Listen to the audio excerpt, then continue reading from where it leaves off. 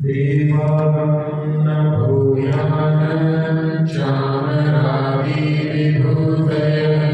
मायाविष्वपि दृश्यन्ते नातस्तमसि नो मनः।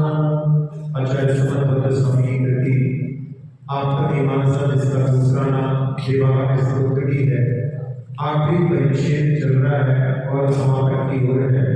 इसमें अब 106वीं कारिका में आचार्य महाराज नए का स्वरूप बोला है। सधर्मणैव साध्यस्य साधर्म्यादविरोधतः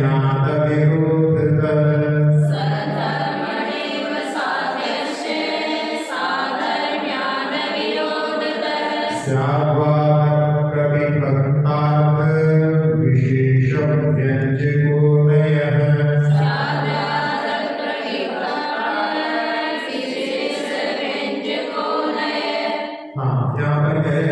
कि सधर्मणादेव यानी जहाँ धर्म के साथ में जो यानी दृष्टांत के माध्यम से सपक्ष के साथ ही साध्यका साधन से बिना किसी विरोध के जो स्याद्वाद के विषयभूत अर्थ विशेषता गमन अथवा बोधक होता है वो नय कहलाता है।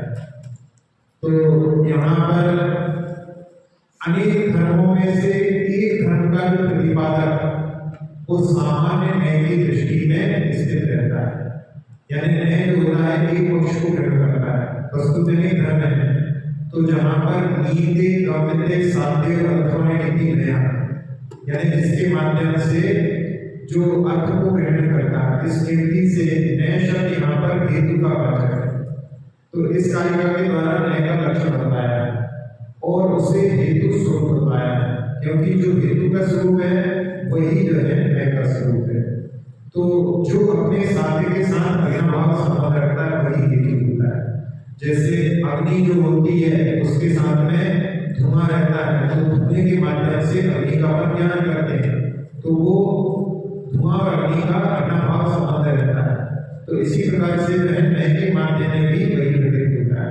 तो सुनय कहलाता है जो अनंत धर्म विशिष्ट वस्तु में से किसी एक धर्म को ग्रहण करने वाला भक्ता का अभिप्राय है, और इसमें द्वारा अन्य अंशों का अपलाप यानी निषेध नहीं किया जाता, किंतु उनमें उदासीनता की धारण की जाती है।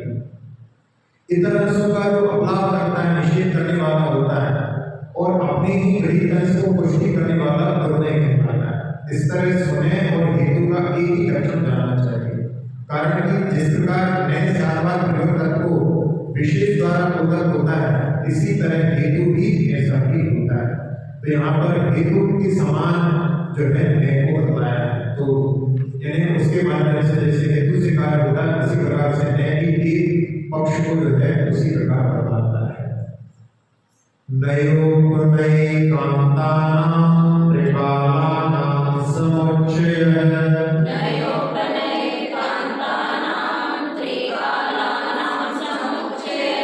अविभ्राट भाव संबंधो द्रव्य एकमनेकधा।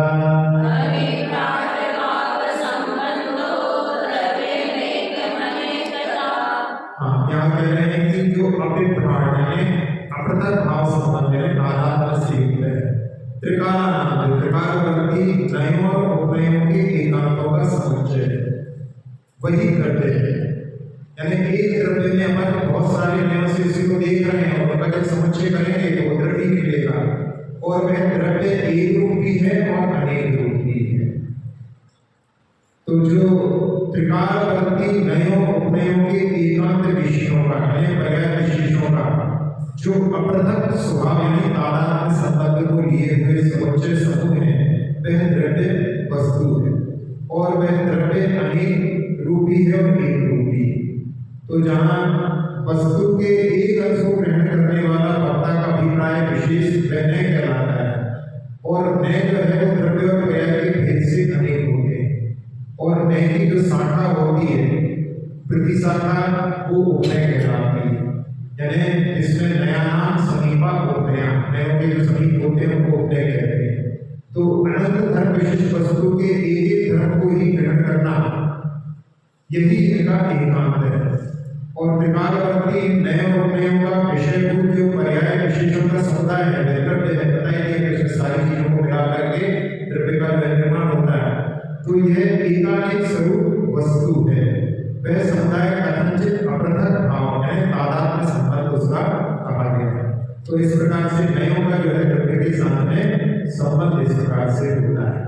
अब जहाँ कुछ मिथ्या में भी होते हैं तो उनके बारे में मिथ्या समोहो मिथ्या चेत् नामिथ्येकांत कास्तिन, मिथ्या समोह मिथ्या चेत् नामिथ्येकांत कास्तिन, निर्देशा नया मिथ्या सापेक्षा वस्तु तीर्थगत, निर्वेशा नया मिथ्या सापेक्षा वस्तु तीर्थगत। हाँ, मिथ्या समूह मिथ्या चेत्, यदि मिथ्याभूत एकांतों का समूह मिथ्या रूप है तो मिथ्या एकांतता ना अस्ति, तो वह मिथ्या एकांतता हमारे यहाँ नहीं है। क्योंकि निर्देशनया मिथ्या, जो निर्देशनय होते हैं वो मिथ्या कहलाते हैं, और सापेक्ष जो होते हैं वो वस्तु स्वरूप होते हैं और वे ही अर्थ क्रियाकारी होते हैं। तो जहाँ पर जो निर्देशनय होते हैं जो कि केवल एक पक्ष को ले रहे हैं, अन्य पक्ष का जहाँ पर वो पूरी तरह से उसको निराकरण कर देते हैं, वो मिथ्या कहलाते हैं। तो यहाँ पर अनेकांत के प्रतिपक्षी जो एकांत वाले हैं उन्होंने आपत्ति उठाई कि जब आप एक नए को जो है एकांत से ही देखते हो तो वहां पर एकांत को आप मिथ्या बतलाते हो, तो आप यहाँ पर जो नए उपनय हैं वो भी एकांतों का ही समूह है, तो वह जो है मिथ्या होगा। क्योंकि जहाँ एकांतों का समूह जो अनेकांत और तदात्मक वस्तु तत्व है वो सब एकांत से मिलने के कारण में समूह भी जो है मिथ्या रहता है। क्योंकि जब एक चीज मिथ्या है तो उसका समूह कैसे जो है सत्य हो सकता है, ऐसी उनकी बात है। तो इस पर संत गोस्वामी कह रहे हैं कि आपकी यह आपत्ति ठीक नहीं है, क्योंकि हमारे यहाँ कोई भी वस्तु मिथ्या एकांत के रूप में नहीं है। जब वस्तु का एक धर्म दूसरे धर्म की अपेक्षा नहीं रखता, उसका तिरस्कार कर देता है तो वह मिथ्या कहा जाता है, और जब उसकी अपेक्षा रखता है तो वह सम्यक माना जाता है। तो वास्तव में वस्तु निर्भेद एकांत नहीं है जिसे सर्वथा एकांतवादी मानते, किंतु सापेक्ष एकांत है, और सापेक्ष एकांतों का जो समूह है उसी का नाम अनेकांत है। तब उसे तदात्मक वस्तु को मिथ्या कैसे कहा जा सकता है? सब मिलकर के वहां पर सब सापेक्ष है तो मिलकर के वो जो है वहां पर समीचीन रहेगा, वो मिथ्या नहीं हो सकता। नियम तीर्थो वाक्येन विधिना वारणेन वा,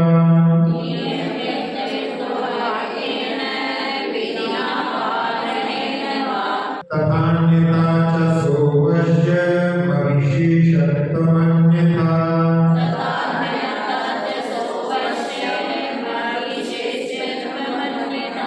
हाँ, यहाँ पर जो है कह रहे हैं कि सा तत्व तथा अन्यथा च अवश्य विधि और निश्चित प्रकार से अवश्य ही समर्थित हुआ है। और विधिना पालने का वाक्य विधि और निश्चित वाक्यों के द्वारा नियम नीति है इसका नियमन किया जाता है। अन्यथा यानी इससे भिन्न मान्यता में अविशेषत्व नाम यानी कुछ भी विशेषता नहीं होती। हम यहाँ पर कोई शंका करे कि वस्तु तत्व जब अनेकांतात्मक है तब वाक्यों के द्वारा उसे कैसे नियमित किया जाए जिससे तृतीय विषय में लोक की प्रवृत्ति बन सके। तो इसका समाधान यहाँ पर दिया गया है कि अनेकांतात्मक वस्तु तत्व जो होता है वो विधि वाक्य और निषेध वाक्यों के द्वारा नियमित किया जाता है, जैसे स्यात् अस्ति स्यात् नास्ति। तो इस प्रकार से वहां पर विधि वाक्य और निषेध वाक्यों के द्वारा उसको नियमित किया जाता है। तो विधि या निषेध रूप जिस वाक्य के द्वारा नियमित किया जाता है उस रूप तथा उससे अन्यथा विपक्ष रूप में अवस्थित होता है। यानी जहाँ विधि रूप कहा जा रहा है स्यात् अस्ति, इसका मतलब है किसी अपेक्षा से उसको अस्ति कह रहे हैं लेकिन उसका निषेध पक्ष भी है। और क्योंकि विधि निषेध का परस्पर में अविनाभाव संबंध होता है, जहाँ विधि का वर्णन किया है वहां पर निषेध भी साथ साथ में रहता है, लेकिन उसमें मुख्य जो है विधि है, निषेध गौण है। फिर भी जो धर्म है इस समय बोला जा रहा है वह यहाँ पर प्रधान है और से सारे गौण है। यदि ऐसा न माना जाए केवल विधि या केवल निषेध वाक्यों से जो विशेष वस्तु तत्व है वह नहीं बन सके, क्योंकि प्रतिषेध रहित विधि के और विधि रहित प्रतिषेध के विशेषण प्रदान नहीं करता। यानी केवल विधि रूपी कोई चीज हो ऐसी भी अपने को देखने में नहीं मिलती और केवल कोई निषेध रूप है ऐसा भी देखने के लिए नहीं मिलता। तो विधि निषेध दोनों से रहे, जैसे गगन पुष्प होता है उसके समान यहाँ पर यदि इनको विधि रहित प्रतिषेध और प्रतिषेध रहित विधि को मानेंगे तो वो भी जो है इसी के समान हो जाएंगे। और इस तरह से जो तत् आदि वाक्यों में विधि निषेध की जो गौण तथा प्रधान से वृद्धि होना होती है वो जो है लक्षित हो सकती है, लेकिन जहाँ पर एकांत मानेंगे तो फिर वहाँ पर कार्य घटित नहीं हो सकता। तद तद वस्तु भागेशा तदेवेत्यनुशासति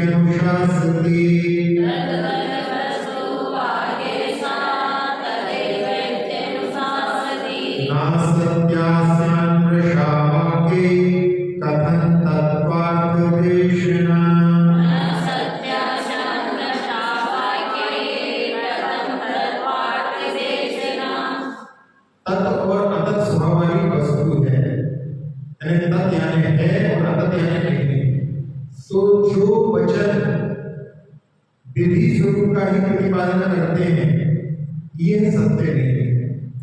और वृषा वचनों से तत्वार्थ देशना कैसे हो सकती है?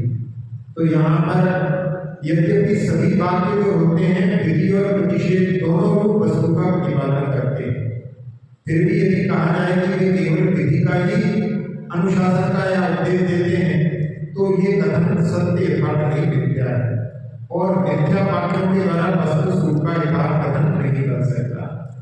अब यहाँ पर जो वाक्य कहेंगे विधि रूप हो चाहे निषेध रूप हो, सभी विधि और निषेध दोनों रूप वस्तु का ही प्रतिपादन करते हैं। यानी स्याबाद के माध्यम से तो भले उसका विधि का वर्णन चल रहा है लेकिन वो साथ साथ में प्रतिषेध रूप ही है, ऐसा भी वहां पर उसका प्रतिपादन करते हैं। अंतर केवल इतना ही है कि विधि वाक्य के द्वारा विधि का कथन मुख्य रूप से और प्रतिषेध का कथन गौण रूप से, और जहां पर दूसरे में जहां पर निषेध का मुख्य रूप से और विधि का कथन गौण रूप से होता है। तो इस प्रकार से वहां पर जो तत्वार्थ की जो देशना होती है वो समीक्षित घटित होती है। तो यहाँ पर जैसे कि वस्तु को जानने के लिए जहाँ पर एकांत नहीं होता उसी प्रकार से कथन में भी जो है वहां पर एकांत नहीं होता। अब जहाँ बौद्धों की जैसी मान्यता है उसका जो है यहाँ पर निरूपण करते हैं और उसका जो है निराकरण स्याबाद के माध्यम से इस प्रकार किया जाता है। वाक् स्वभाव प्रतिषेध निरंकुश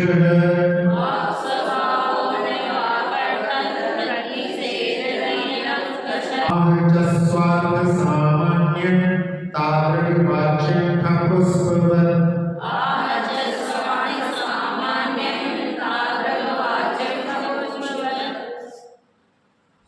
अन्य वचन के प्रतिपाद करके प्रतिषेध करने में निरंकुश होता हुआ स्वार्थ सामान्य चला, वो स्वार्थ सामान्य को कहता है। वाक्य स्वभाव ही वचन का स्वभाव है। तादृक वाचन पुष्पवत्, किंतु सर्वथा निषेध वचन जो है वो आकाश पुष्प के समान अवस्तु होता है।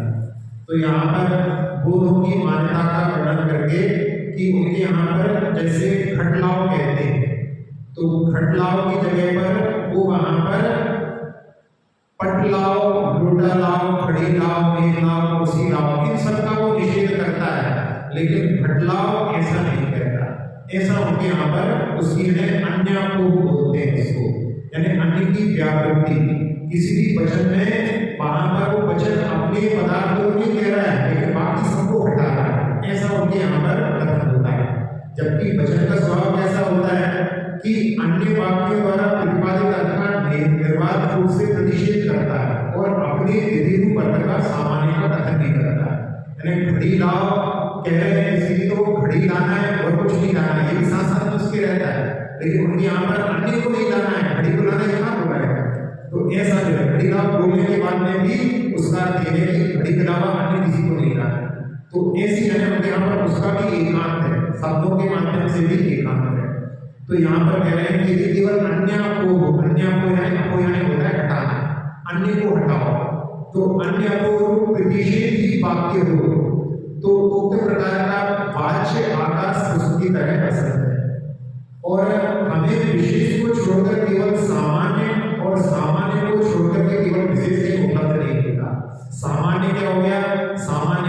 समता होगी और विशेष उसकी पर्याय होगी।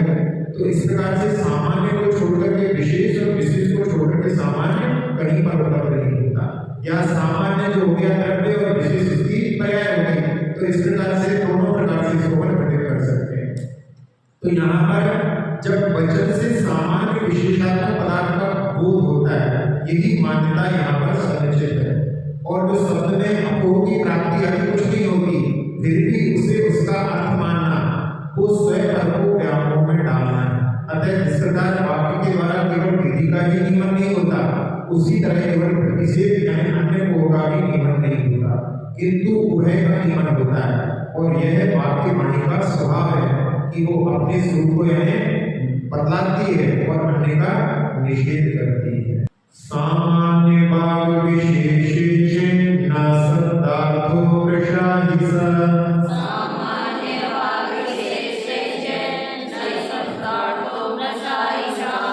प्रेत विशेषाते स्यात्कारा सत्य लांछन।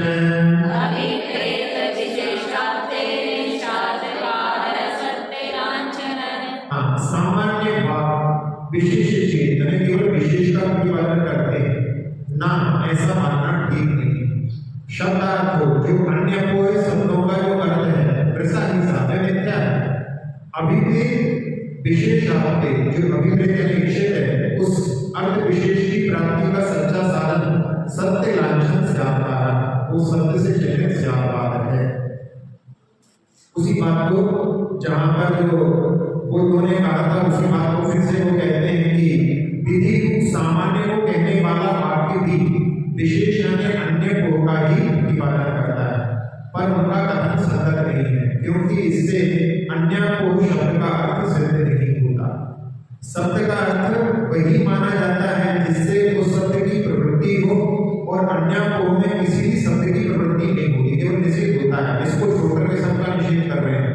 ऐसी स्थिति में विधि रूप सामान्य को कहने वाला वाक्य भी आपके मतानुसार व्याख्या करता है। वास्तव में वही वाक्य सत्य है जिसके द्वारा अपने अभिप्रेत अर्थ विशेष की प्राप्ति होती है। ऐसा वाक्य जो है सात शब्द से ही संभव है, और उसी से सत्य यथार्थ अर्थ की पहचान होती है, क्योंकि वह लोगों को अभिप्रेत अर्थ विशेष की प्राप्ति कराता है।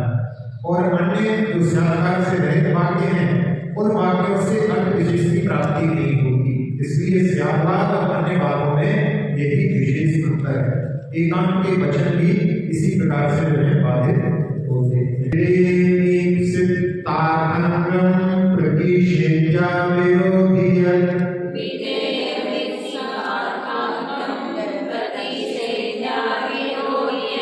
तथैवाते ध्येयत्व व्यतिस्याद्वाद संस्थिति।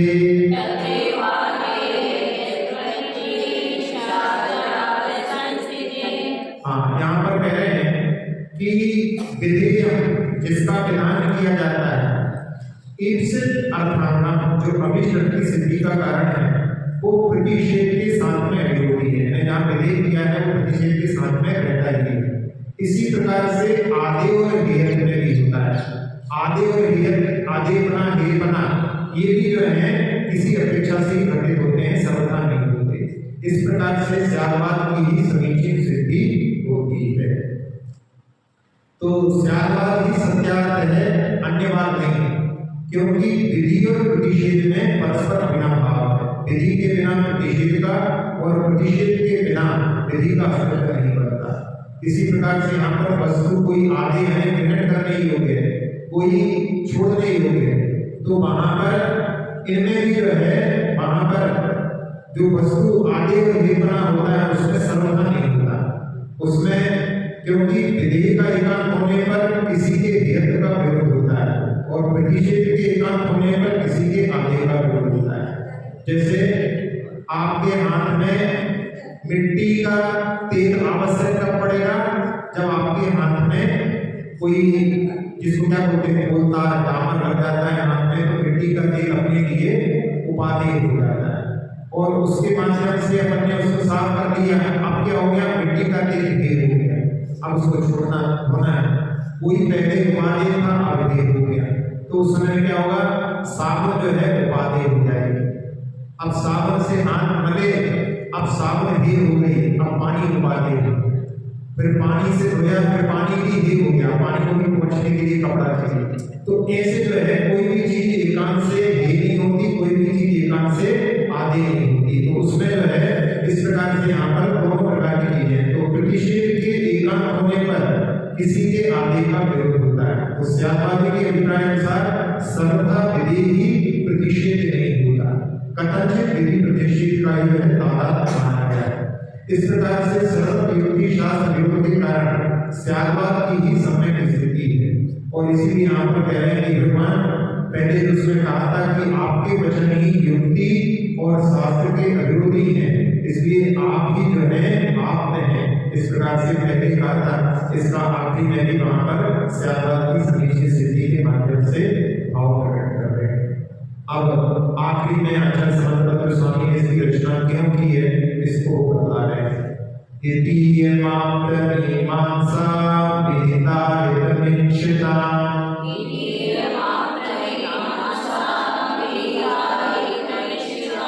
सम्यक् मिथ्योपदेशार्थ विशेष प्रतिपत्तये।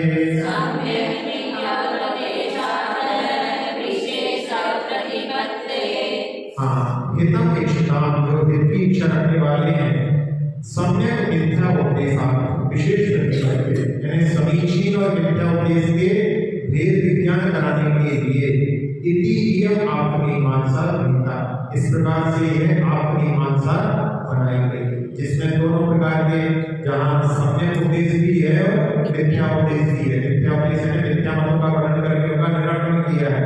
तो इस प्रकार से यहाँ पर जो है आत्ममीमांसा के निर्माण करने का अपना प्रयोजन बता रहे हैं कि ये जो रचना की गई है वो सर्वज्ञ विशेष का परीक्षण पहले किया गया है, और उसमें जो है रचना का उद्देश्य केवल यही है कि जो अपने हित के अभिलाषी भक्तजन है इसके पठन पाठन के द्वारा यह समझ सके कि सम्यक उपदेश है और ये मिथ्या उपदेश है। जैसे सम्यक दर्शन ज्ञान चारित्राणी मोक्ष मार्ग, इस प्रकार का उपदेश सच्चा उपदेश है।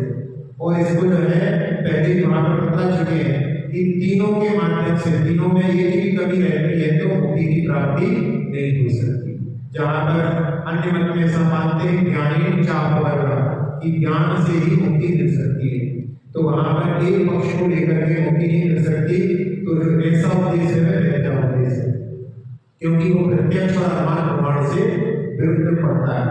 तो सम्यक उपदेश सत्यार्थ विषय वाला और मिथ्या उपदेश असत्यार्थ विषय वाला होता है। इस प्रकार से यहाँ पर उसको जान करके उसकी विशेष ज्ञान कराने के लिए ये आत्ममीमांसा, जिसमें 10 परिच्छेद, जैसे तत्वासुर के 10 अध्याय हैं, ऐसे उन्हें 10 परिच्छेद में इसकी रचना की है।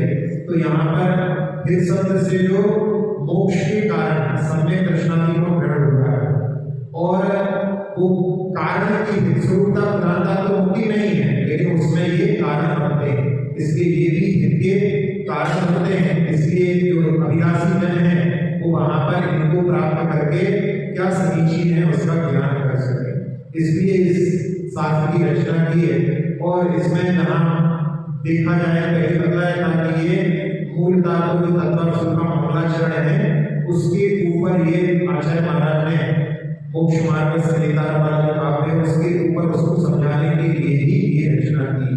तो इस प्रकार से ये आप्त स्वरूप को बदलाने वाली होने के कारण इसका नाम आत्ममीमांसा, ऐसा आचार्य महाराज ने आखिरी कारिका में जो है इसका नाम अपनी तरफ से बताया। और देवागम शब्द से प्रारंभ होने के कारण इसको देवागम स्तोत्र भी कहते हैं।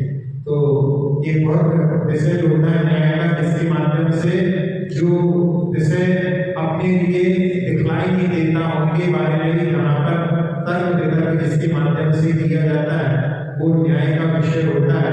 और यहाँ अपने प्रयास किया समझने का पुस्तकों के आधार पर, जिसमें एक पंडित किशोर गुप्ता की टीका है, एक मालभंग के पंडित जी हुए हैं, उनके माध्यम से इसको समझने का प्रयास किया।